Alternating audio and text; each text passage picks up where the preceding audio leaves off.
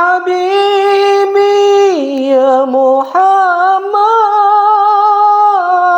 ya arusal khafiqaini ya habibi ya Muhammad ya arusal khafiqaini ya muayyad ya mumajad ya imamal qiblataini. Assalamualaikum warahmatullahi wabarakatuh. Alhamdulillahi rabbil alamin. Wassalatu wassalamu ala asrafil mursalin wa ala alihi wa sahbihi ajma'in. A'udzu billahi minasyaitonir rajim. Bismillahirrahmanirrahim. Ya ayyuhalladzina amanu tubu ilallah taubatan nasuha. Asa rabbukum ayyukaffaru ankum sayiatikum wa yudkhilakum jannatin tajri min tahtiha al-anhar. Yauma zallahan nabi walladzina amanu ma'ah nurum yas'a baina aydihim wa bi aymanihim yaqulu rabbana atmim lana nuruna waghfir lana innaka ala kulli syai'in qadir. Shadaqul azim, shadaqu ala Rasulillah sallallahu alaihi wasallam. Pertama mari kita panjatkan puji syukur kita pada Allah Subhanahu wa taala. Alhamdulillah pagi hari ini kita diberikan kekuatan iman zahiriyah batiniyah untuk bisa sambung tali silaturahim dalam acara majlis. Salawat dan salam mari kita haturkan pada junjungan kita Nabi kekasih Allah baginda Rasulullah sallallahu alaihi wasallam. Mudah-mudahan kita diberikan kekuatan iman zahiriyah batiniyah. Ma'asyiral muslimin muslimat rahimatullah dimuliakan Allah. Perlu kita ketahui setiap pagi baginda Rasulullah sallallahu alaihi wasallam diriwayatkan dalam suatu hadis, setiap pagi baginda Rasulullah sallallahu alaihi wasallam selalu berdoa, Allahumma inni as'aluka ilman nafi'a, ilmu yang bermanfaat, rizqan thayyiban, rezeki yang benar-benar halal, rezeki yang benar-benar bisa kita makan dalam keadaan jernih dari hal-hal yang haram. Wa amalan mutaqabbalan, dan amal-amal yang tidak ditolak oleh Allah Subhanahu wa taala. Sekarang amalan mutaqabbalan, yaitu amal-amal yang tidak ditolak oleh Allah Subhanahu wa taala. Jangan sampai suatu hal amalan ini apapun yang terjadi akan menjerumuskan kita untuk lupa yang fardu. Harus kita jaga keseimbangan antara kanan dan kiri, harus seimbang. Alias apa? Alias sholat fardu dan amalan yang sunnah harus seimbang. Jangan itu dijadikan amalan merupakan nomor satu, sementara sholat fardu dicampakkan begitu saja. Minus fokusnya, minus dalam kata tumakninahnya. Jadi apapun yang terjadi, sholat fardu ini merupakan suatu bagian amalan. Namun amalan yang fardu, yang wajib, utamakan ini. Setelah itu baru amalan soleh. Di saat kita dirudung suatu hal yang berbau susah, di saat kita dirudung suatu masalah, di saat kita dihadapkan dengan bencelik-bencelik yang tidak bisa kita pecahkan dan sifatnya mencekik. Ini merupakan suatu hal yang harus kita selesaikan dengan amalan-amalan sunnah. Namun didasari dengan amalan-amalan yang berbau fardu. Alias setelah sholat fardu, mohon pada Allah lakukan sholat amalan sunnah. Jangan gentiyong kita, fokus kita terus amalan-amalan yang sunnah. Sementara yang fardu, hayyalah sholat, tidak pernah kita datang untuk memenuhi panggilan Allah Subhanahu wa taala. Ini yang dinamakan kedaluwarsa. Alias apa? Keterlaluan. Allah cinta kepada kita dengan memberikan ujian kepada kita.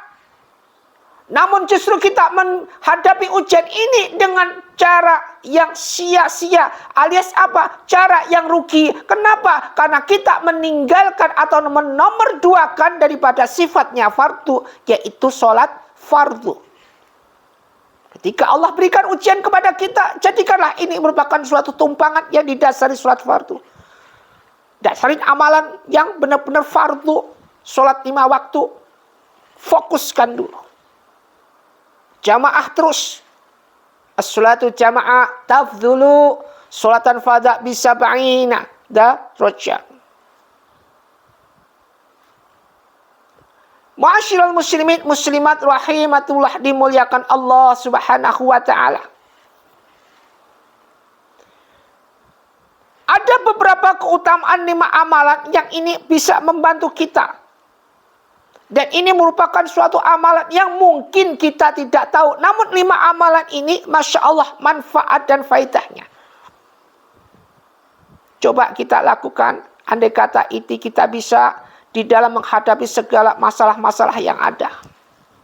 Fokuskan ini dengan amalan-amalan yang bagus. Keutamaan 5 amalan ini, pertama adalah membaca surat Yasin. Ini sepele. Setiap hari istiqomah akan bisa mencegah kehausan. Di hari kiamat pahalanya sama dengan membaca Al-Quran 10 kali khotam. Jadi keutamaan surat Yasin ini adalah dibaca setiap hari akan bisa mencegah kehausan di hari kiamat kelak. Dan pahalanya sama dengan membaca Al-Quran 10 kali khatam.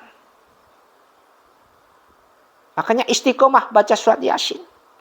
Habis subuh baca surat Yasin sekali saja istiqomah. Alias kita mengkhatamkan Al-Quran 10 kali pahalanya.